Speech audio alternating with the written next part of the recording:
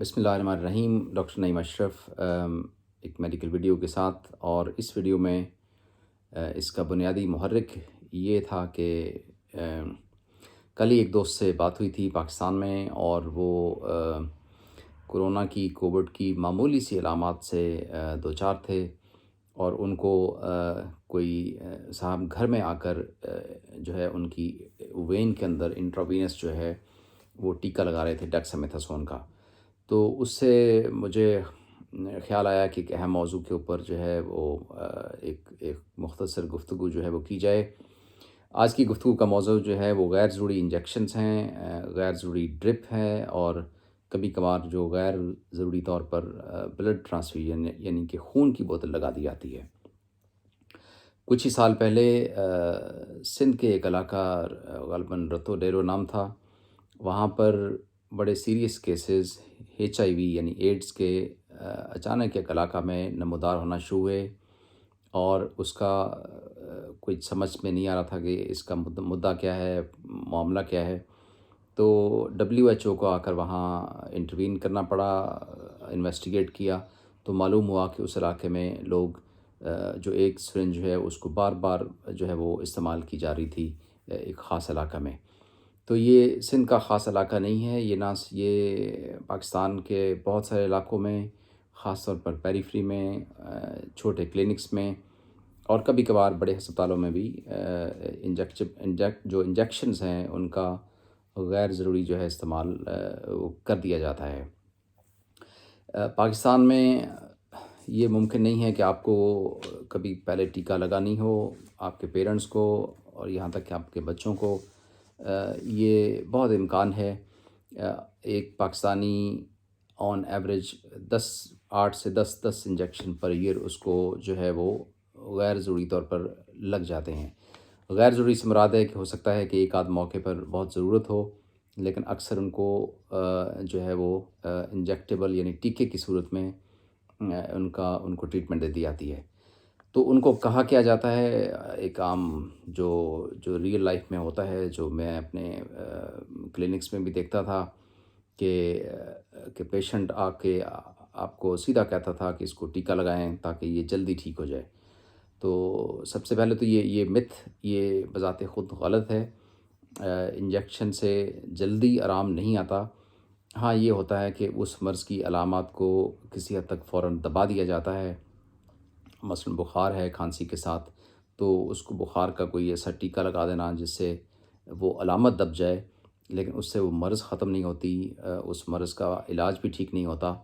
لیکن سب سے خطرہ یہ کہ وہ جو غیر ضروری انجیکشن ہے، اس سے آپ اپنے آپ کو مختلف بیماریوں کے اگینسٹ جو ہے وہ ایکسپوز کر دیتے ہیں۔ دوسرا جو ایک اور وجہ یہ بھی ہوتی ہے کہ جو کویکس ہیں، جو ڈاکٹرز نہیں ہیں، کوالیفائڈ نہیں ہیں، وہ چونکہ کوالیفائڈ نہیں ہوتے، وہ پیشنٹ سے فیس وصول نہیں کر سکتے، تو آسان طریقہ ہوتا ہے کہ کوئی انجیکشن کا کہہ کر وہ ایکسٹرا ان سے چارجز لے لیتے ہیں، جس کا پیشنٹ کو پتہ بھی نہیں لگتا۔ اسی طرح ڈرپ کا بہت زیادہ رجحان بڑھا دیا گیا ہے۔ پیشنٹ کو ایک آدھ وومٹنگ ہو گئی، یا تھکاوٹ ہے، پسینہ ہے، ڈی ہائیڈریشن ہے، تو جہاں وہ 2-4 گلاس پانی کے پی کر ٹھیک ہوتا ہے، ہو سکتا ہے وہاں پر اس کو کہا جاتا ہے کہ آپ کو اتنی کمزوری ہے کہ آپ کو ڈرپ لگانی پڑے گی۔ یہاں تک کہ پچھلے دنوں ہمارے ہر دل عزیز مولانا فضل الرحمان کو بھی ڈرپ لگا دی گئی۔ تو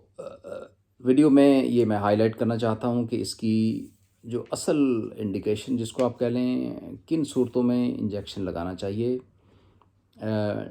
مریض کو بنیادی آگاہی جو ہے وہ کس لیول کی ہونی چاہیے کہ وہ خود جا کر ڈاکٹر سے یا جہاں سے بھی وہ علاج کرا رہا ہے کم از کم ان کو گائیڈ کر سکے کہ ان کو غیر ضروری انجیکشن نہ دیا جائے۔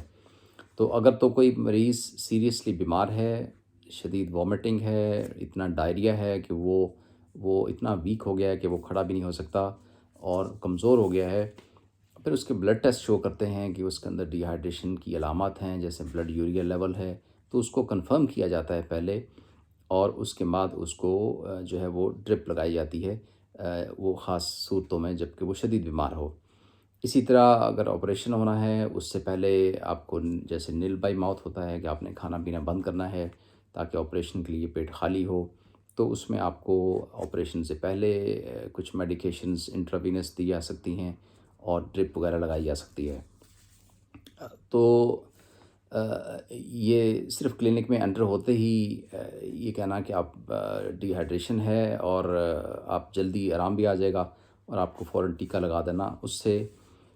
سے اب کیا نقصانات ہو سکتے ہیں اس کے اوپر میں مختصر بات کرتا ہوں۔ تو سب سے پہلے تو ہمارے ہاں یہ جو الرجی کا جو ریکارڈز ہے، میڈیکل ریکارڈ کیپنگ اتنی اسٹرانگ نہیں ہے۔ پیشنٹ کو خود پتہ نہیں ہوتا کہ اس کو یا اس کے پیرنٹس کو یا اس کے بچوں کو کس چیز سے الرجی ہے۔ تو اگر آپ کو یہ معلوم نہیں ہے کہ کس چیز سے الرجی ہے اور لگانے والے کو یہ معلوم نہیں ہے کہ یہ انجیکشن کیا کیا الرجیز اور نقصان کر سکتا ہے، تو آپ کو اس انجیکشن سے خواہ وہ ٹیکہ مسل میں ہو یا آپ کے وین کے اندر ہو، دونوں صورتوں میں سیریس الرجک ریئیکشن کر کے جو ہے وہ سیریس سانس کی بیماری، آکسیجن لیول کی کمی اور یہاں تک اور شدید خارش، بلڈ پریشر کا لو ہونا اور ڈیتھ، یہ چیزیں جو ہیں یہ آن سپاٹ ہو سکتی ہیں۔ دوسرا جہاں پر ٹیکہ لگتا ہے وہاں پر لوکل جو ہے اگر آپ وہ مسل کے اندر ہے تو مسل کا ڈیمیج، مسل کے اندر انفیکشن، مسل کے اندر جو نروز ہیں بازو کو سپلائی کرتی ہیں یا ٹانگوں کو سپلائی کرتی ہیں، وہ اگر ڈیمیج ہو جائیں تو آپ جو ہے آپ کا بازو جو ہے وہ پیرالائز ہو سکتا ہے، وہ اس کو آپ وہ ہلنے جلنے کے قابل نہیں رہ سکتا، اور آپ اس سے جو بھی آپ کام کرتے ہیں آپ اس سے معذور ہو سکتے ہیں۔ اس سے کہیں زیادہ خطرہ جو ہے اور جو کہ شدید خطرہ ہے وہ سیریس انفیکشنز کا ہے، اور اس کے اندر سب سے ٹاپ پہ ہے ہیپاٹائٹس بی، جو کہ عام طور پر تقریباً 7 دن اس سرنج میں رہتا ہے، اور عام جو وجہ ہیپاٹائٹس کی پاکستان میں بی، سی کی اور کسی حد تک جو ہے HIV کی بھی، وہ سرنجز کا غیر ضروری استعمال ہے۔ سیم اسی سرنج کو بار بار استعمال کرنے سے یہ وائرس جیسے ہیپاٹائٹس بی ہے تو اس میں یہ تقریباً 7 دن تک اس سرنج کے اندر یہ وائرس اٹکا رہ جاتا ہے۔ تو یہ ٹیکہ مسل میں جائے یا آپ کی وین میں ہو، اگر سیم سرنج استعمال ہوئی ہے تو آپ کو جو ہے وہ اپ ٹو 6 to 30% خطرہ ہے ہیپاٹائٹس بی کا، اور ہیپاٹائٹس بی جو ہے وہ سیریس لیور کی ڈیزیز کرتا ہے، سیریس جوانڈس، لیور کا فوراً فیل ہونا کچھ ہی مہینوں میں، اور اس سے جو ہے وہ بالآخر انسان کی جان چلی جاتی ہے۔ دوسرا جو وائرس جو پریشان کن ہے وہ ہیپاٹائٹس سی ہے، اور اس کا یہ جو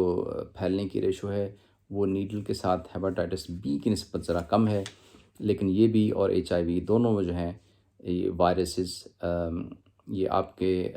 جسم کے اندر داخل ہو کر کچھ ہفتوں یا کچھ مہینوں کے بعد آپ کے جگر کو آپ کے اندر اور اسی طرح ایڈز کی علامات آنا شروع ہو سکتی ہیں۔ یہاں بات ختم نہیں ہوتی، بہت سارے بیکٹیریا کے انفیکشن جو ہیں وہ میں اس کو زیادہ کمپلیکیٹ نہیں کرنا چاہتا، وہ آپ کے اندر جسم کے اندر بھی چلے جاتے ہیں، اور وہ جا کر آپ کے جسم کو جو ہے وہ نقصان پہنچاتے ہیں، اور خاص طور پر جو سادہ سی بات مجھے سمجھ میں نہیں آتی کہ نہ آپ کو پتہ ہے کہ کس چیز کا ٹیکہ لگ رہا ہے، اور نہ لگانے والا جو ہے اس حالت میں ہے۔ مثال کے طور پر انجیکشن کیا جو سیفٹی چیک ہوتا ہے اس میں انجیکشن لگانے والے نے کو اچھی طرح ہاتھ دھونا، نیٹ کلین صاف ستھرے نئے گلوز پہنا، اور کچھ کنڈیشنز میں ان کو گاؤن پہننا، یعنی وہ پوری طرح سے کورڈ ہوں، خاص طور پر ایسے لوگوں میں جن کو ٹیکہ لگ رہا ہے، جن کے اندر امیونٹی نہیں ہے،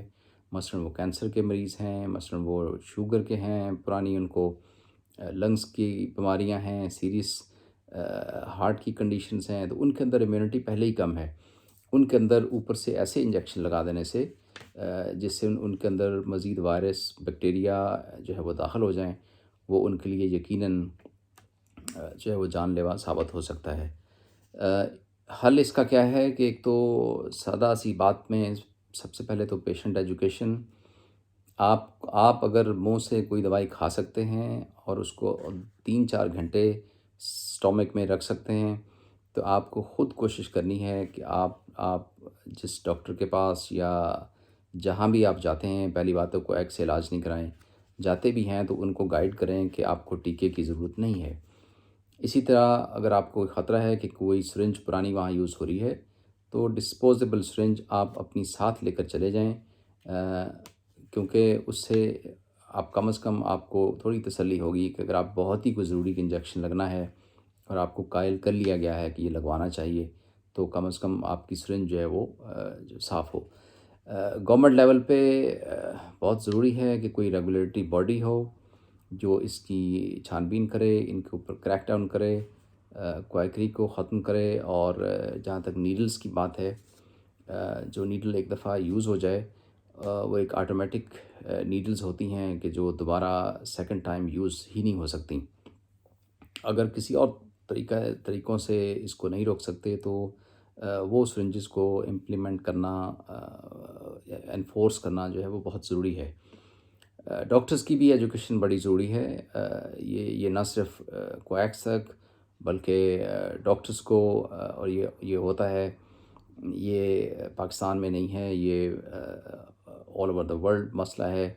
کہ غیر ضروری انجیکٹیبل میڈیسن جو ہیں وہ دی جاتی ہیں۔ اگرچہ سیفٹی چیک باہر کے ملکوں میں زیادہ ہیں، لیکن یو ایس اے کے میں کچھ سال پہلے کسی کینسر کے کسی کلینک میں